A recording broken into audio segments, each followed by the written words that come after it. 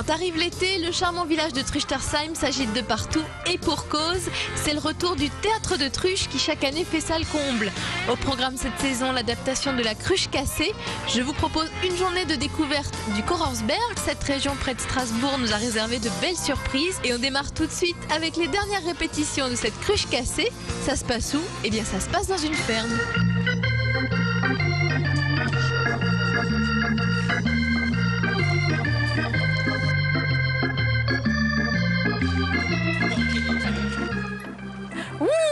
Bonjour Caroline et bienvenue au théâtre de Truchtersheim. À qui ai-je l'honneur?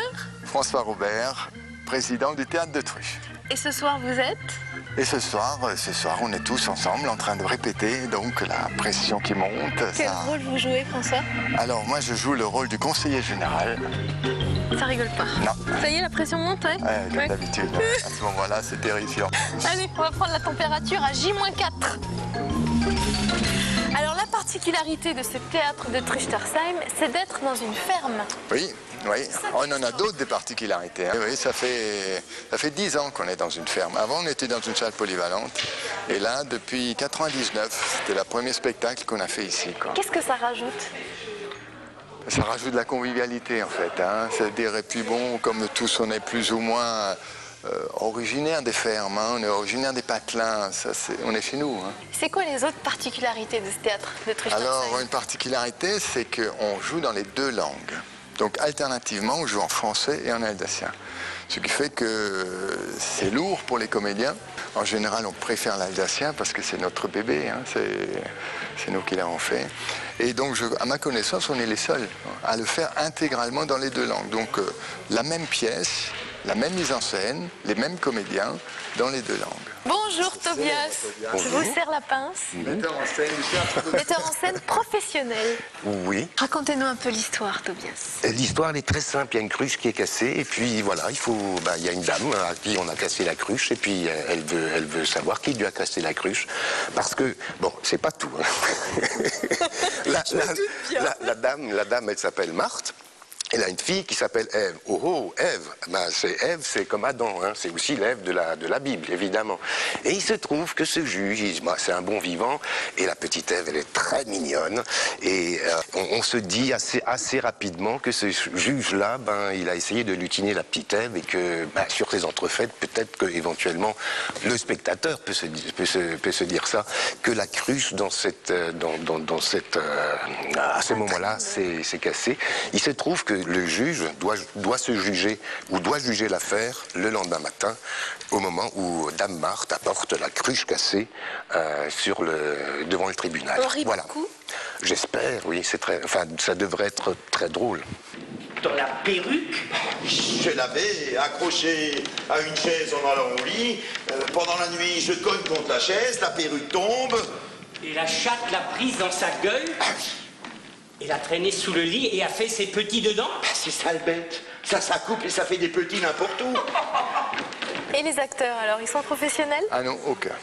C'est ça qui est bien aussi. Non, on est tous amateurs, totalement, particulièrement tous bénévoles. C'est incroyable. Totalement. Et c'est extraordinaire. Et puis bon, il n'y a pas que les comédiens. Il y a tout Truchtersheim. La troupe fait une 50aine de personnes, où il y a une troupe administrative, une équipe d'intendance pour la bouffe et tout ça. C'est une aventure vraiment de... C'est une aventure locale, et où tout le monde se met tout à coup en branle, sans qu'on ait besoin de demander. On dit voilà, et puis il y a tout à coup tout, comme s'ils avaient 20 ans, quoi. Comme ça repart comme chaque fois. On retrouve nos amis du théâtre de Truche en fin d'émission. Je vais tout de suite vous raconter ma folle journée dans le Kochersberg. Il faut remonter 8 heures en arrière. Tout a commencé ici, à Mittelhausen, dans ce champ où m'a donné rendez-vous Bernard. Autour de moi, un peu de mauvaises herbes, des palettes en bois. Difficile d'imaginer que je suis entourée de 100 000 escargots. Bienvenue dans la ferme hélicicole de Bernard Kolb. Bonjour Bernard. Bonjour. Il faut faire super attention où on met les pieds parce qu'on est envahi d'escargots. Eh oui, Vous êtes un fermier hélicicole. C'est ça. Je suis éleveur d'escargots, donc héliciculteur. On trouve des escargots en Alsace. On en trouve en Alsace, bien sûr. On a déjà le sauvage, le Bourgogne, comme on l'appelle. C'est un escargot des vignes qui se trouve dans tout l'est de la France. Mais tous les escargots de vignes qu'on mange, ils viennent des pays de l'Est. Le Bourgogne ne vient pas de Bourgogne. Non, Et pas d'où du ils viennent vos escargots? Mais l'origine, c'est Afrique du Nord. Alors, Bernard, les escargots grandissent là en dessous. Voilà, exactement. Pourquoi il faut les mettre sous les palettes? Alors pourquoi sous une palette? Bon, ça peut être une planche, ça peut être n'importe quoi, mais l'essentiel, il faut que l'escargot puisse se coller sous la palette, sous la planche, à l'abri du soleil et à l'abri de la pluie. Pourquoi vous vous êtes lancé dans cette Pourquoi? activité? Et moi, j'aime bien manger l'escargot, mais pourquoi je le fais? Parce que bon, je suis près de la nature, je suis à l'extérieur, ça fait pas de bruit, c'est très calme, c'est anti-stress, c'est tout ce qu'il faut. Et il paraîtrait que la bave d'escargot serait un excellent anti-ride. Exactement, pour les femmes un peu ridées, il y a de la bave. Bon, moi j'ai les mains qui sont très douces, parce que je touche l'escargot. Donc j'ai de la bave forcément sur la main. Mais bon, les gens, ils vont pas acheter de la bave d'escargot, ils vont l'acheter sous forme de crème, qui est fait à base d'escargot, pour l'antiride. Vous croyez que ça marche vraiment? Eh ben ça marche. Bon, je vais pas tester, mais il a l'air d'avoir les mains douces. Moi j'ai les mains douces, hein, pas de problème. Ça, c'est votre femme qui doit être contente. Ah bah oui. Comment les gens réagissent quand vous dites que vous élevez des escargots? Ah bah, ils sont d'abord étonnés qu'on trouve des élevages d'escargots, parce que c'est vrai que l'élevage d'escargots, c'est pas couru en France. Hein. Mais bon, après, ils sont étonnés, ils posent des questions, très intéressés. Et comme je suis un passionné, je pourrais en parler des journées sans problème. Bernard, je pouvais pas vous quitter sans vous défier de battre mon escargot. Ouh. On se fait une course d'escargot? Pas de problème. Allez. Moi, je connais le mien. Hein. Vous aussi? Oui. Comment il s'appelle le vôtre? Moi, c'est rapide. Moi, c'est Fifi. Allez, c'est parti.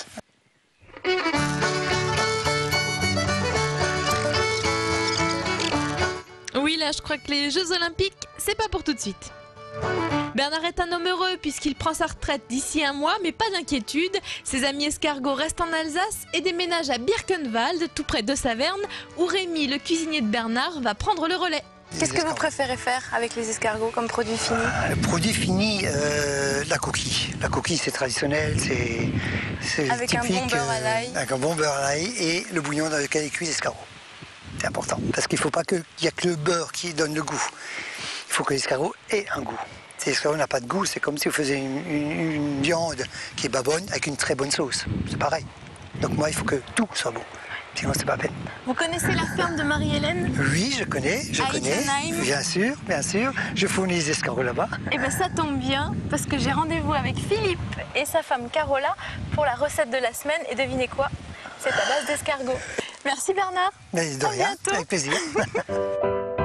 Avant de découvrir la jolie ferme de Marie-Hélène, je vous emmène à Truchtersheim à la rencontre de Marilyn, qui a pour mission de valoriser le patrimoine et les traditions de la région. Bienvenue à la maison du Kororsberg. Si vous êtes dans le coin cet été, faites-y un détour. Vous pourrez y admirer les œuvres des artistes locaux. On associe des aquarellistes, des sculpteurs, des graveurs, des personnes qui font des travaux d'aiguille, de façon à plaire à un maximum du public. Alors le Kororsberg se situe aux portes de Strasbourg, entre Saverne et Strasbourg, et délimité également au nord par la vallée de la Zorn et au sud par la vallée de la Bruche. Il comprend à peu près 80 villages. Alors c'est un territoire qu'on a surnommé le grenier à blé de Strasbourg. Parce que la richesse de ces terres, le SIC, permettait en fait aux agriculteurs de produire énormément et ainsi d'aller sur Strasbourg pour nourrir la population. Les femmes, les paysannes, une fois par semaine, allaient à la ville pour vendre ce qu'elles avaient en surplus. Et pendant la guerre, c'était interdit. Donc elles étaient pleines de ruses. Elles ont donc créé et cousu des poches à l'intérieur de leur robe, à l'intérieur de leur corsage, pour transporter des douzaines d'œufs, du lard, etc. Tout ce qu'on pouvait trouver dans la ferme et qu'on ne trouvait pas en ville. Et lorsqu'elles se faisaient contrôler, certaines n'hésitaient pas à sauter du tram et en même temps à faire une omelette avec les œufs qu'elles avaient coincés dans leur corsage. Aujourd'hui, le Kororsberg, c'est un territoire qui est en pleine mutation. C'est un territoire qui réussit à maîtriser son expansion et qui permet donc de garder une très bonne qualité de vie et un très beau cadre de vie à ses habitants.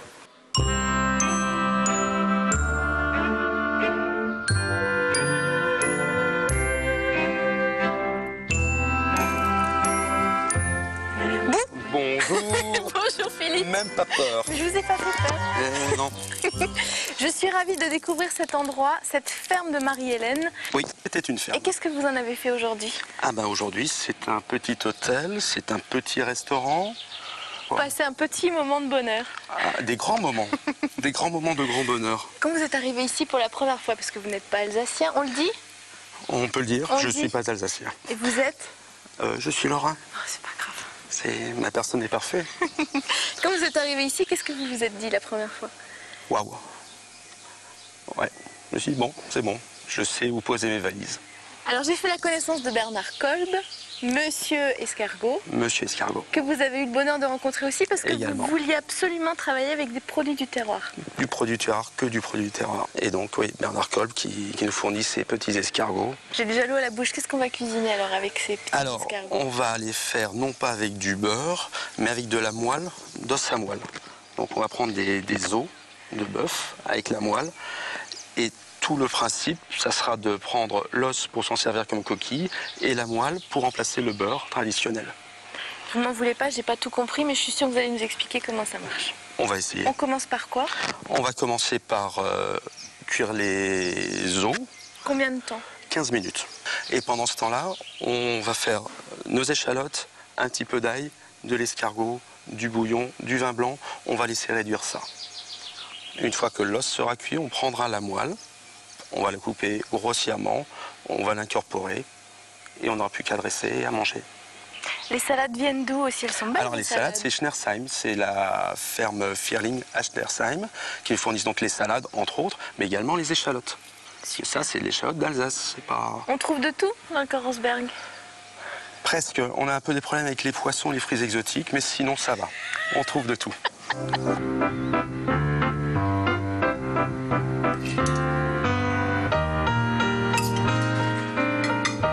Qu'est-ce qu'on vous souhaite pour la suite alors?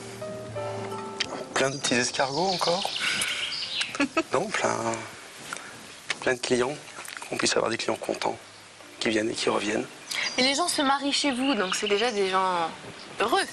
Ah bah oui, j'espère. J'espère qu'ils restent mariés après et qu'ils font des petits-enfants et qu'ils viendront refaire d'autres mariages. C'est ça. Ça m'a fait plaisir de vous rencontrer en tout cas. Merci. On fait chin-chin? Allez. Santé. Avec modération toujours. Et moi, je continue ma balade dans ce magnifique Korosberg. À bientôt.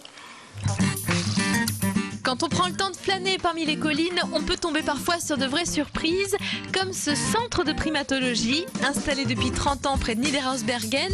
Devinez où? Dans un fort. Nicolas y a installé ses macaques pour observer leur comportement. Écoutez l'histoire pas banale de ces singes du Korosberg.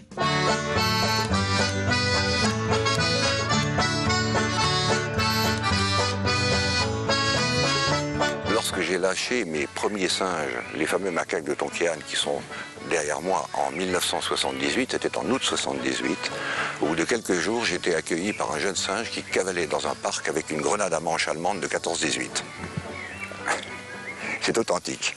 Alors, pour expliquer cela, il faudra passer à la partie historique de ce fort.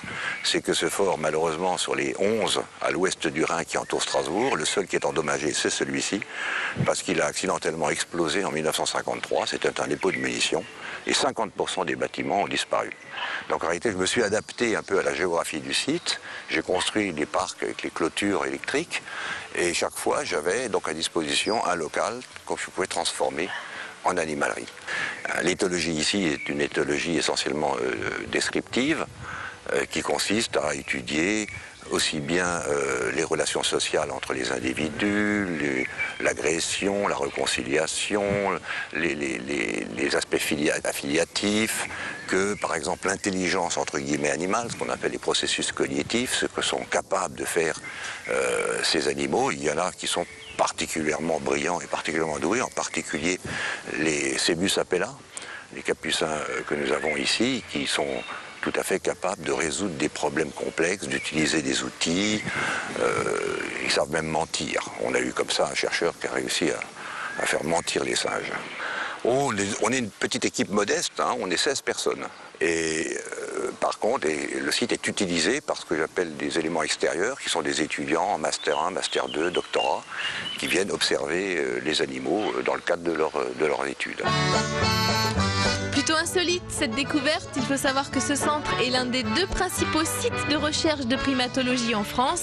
Avant de retrouver nos amis du théâtre de Truche, on passe par le jardin de Jean-Paul pour l'astuce de la semaine. Un arôme mexicain en Alsace. Ça doit être le seul, c'est votre maman qui vous a trouvé ça. Oui, c'est vraiment sympathique. Extraordinaire. Parce qu'il est beau, il va être très très beau. Vous savez sa particularité, Jean-Paul? Non, dites-moi tout. C'est que je vais le mettre comme ça dans une coupelle. Ben, j'allais vous le dire, voilà. Il va pousser sans terre et sans eau pratiquement. Tout à fait, voilà, c'est ce que j'allais vous dire. On peut effectivement, j'avais vu ça sur le petit mode d'emploi, on peut le cultiver comme ça. Mais il faut, pendant qu'il pousse, parce que cette fleur, vous voyez, qui est vraiment très joliment tachetée à l'intérieur, va recueillir l'eau. Alors il faudra lui en donner très peu, hein, si vous avez donc ce type d'arôme. 2-3 gouttes d'eau de temps en temps, simplement au fond du cornet. Alors on peut, bien sûr, puisqu'il aime une atmosphère assez humide, aussi le vaporiser. On peut aussi le mettre au jardin, simplement dans un endroit bien ensoleillé. Mais attention, si vous le mettez dans le jardin, il ne faudra pas oublier de le sortir en hiver. Voilà, parce que les autres arômes, on les laisse en place, bien sûr. On les protège hein, quand même du froid, mais celui-là, vaut mieux carrément le déterrer, le mettre à la cave et de le replanter ou de le remettre en coupe l'année suivante. Et ça va mettre à peu près 3 semaines à sortir, la fleur, elle va sortir. C'est vraiment très fin avec ce petit serpent là qui sort, comme Quetzalcoatl. C'est comme ça qu'il s'appelle au mexicain. Si, c'est vrai. Olé. Olé. De retour à Truchtersheim au théâtre pour la fin de l'émission. Alors François, qu'est-ce qu'on vous souhaite pour la suite? Qu'est-ce qu'on se souhaite hein, que beaucoup de succès, bien sûr, hein, que ça fonctionne, plein de monde. Et puis, bon, que ça continue, hein, parce que finalement, on prend tous de l'âge. Hein, et puis, chaque fois, je suis très surpris que finalement, tout le monde est prêt pour repartir, parce que je me dis chaque fois, c'est peut-être la dernière. Qui sera plus là l'année prochaine, et ça continue. Et puis, finalement, tout le monde, ça repart comme à la 40. Ça marche, toujours. Et très très bonne continuation. À très bientôt. L'émission, vous pouvez la revoir sur le www.alsace20.tv et je leur laisse les derniers mots. Longue vie au théâtre de Truche. Holz und Beinbruch.